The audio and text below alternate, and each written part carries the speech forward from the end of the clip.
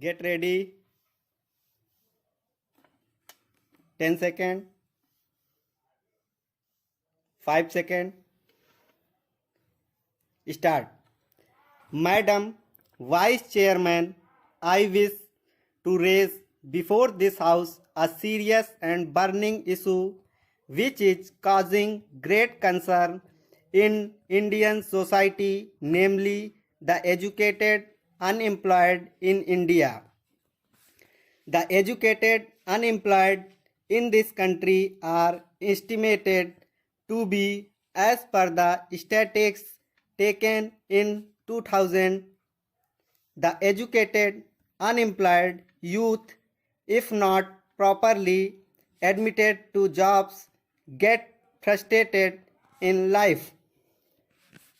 In their frustrated mood, they fall prey to anti-socio elements who whip up their frustration against society. We find most of the outlaws, militants, and Naxalites are produced from amongst the educated unemployed youth.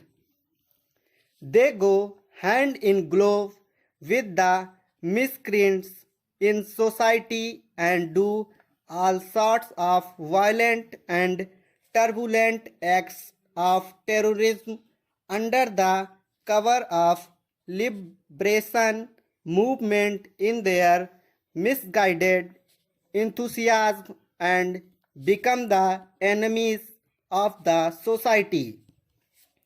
These misguided, unemployed youth are called militants and terrorists in various parts of the country.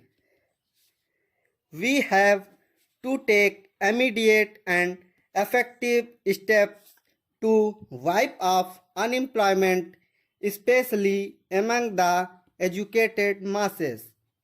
It is time that all politicians cutting across party lines evolved emergent steps to work out for the redressal of the unemployed, failing which people will lose their faith in the democratic system. It is, of course, a sorry state of affairs that there is no specific allocation or scheme for the educated unemployed in the annual budget presented by the finance minister. The government should start setting up more medical and engineering colleges as well as job-oriented industrial outlets in rural districts. Social service activities can provide good job opportunities. For this purpose, huge funds are not required.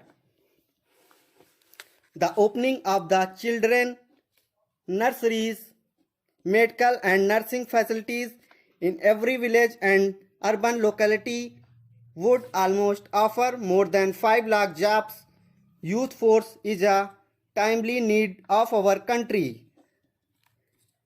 Since the future of this great nation is to be handled by this generation, it is suggested by experts that the government should think of creating a national service force for all able-bodied and unemployed citizens. The aforesaid national service may be further divided into 5 compartments for the satisfactory working of the scheme. First comes the education and scientific division. This branch should concentrate on adult literacy throughout the length and breadth of the country. Exploration of natural resources and their efficient utilization should be its motto. Agriculture should be further modernized by adopting agro-industrial technology.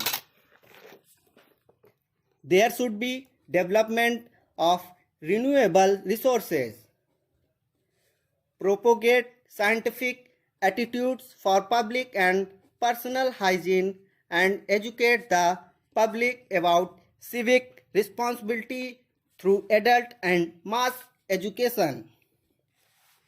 Engineering and construction division has to look after the maintenance and repairs of canals, dams, public schools, hospitals, digging of tube wells, and construction of solar and biogas plants, and all public works wherever required.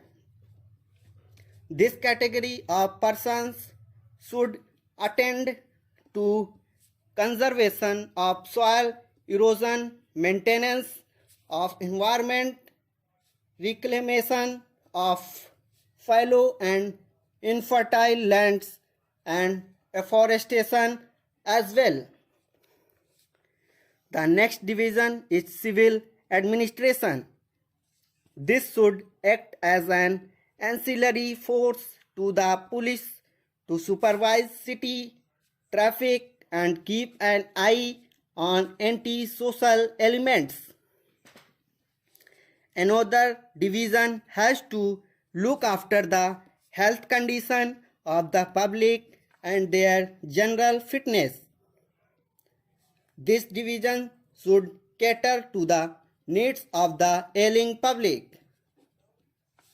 There should be one cultural division which will rouse the artistic approach of the public and impart further knowledge under this scheme. Rural areas should be visited by them once or twice in a calendar year.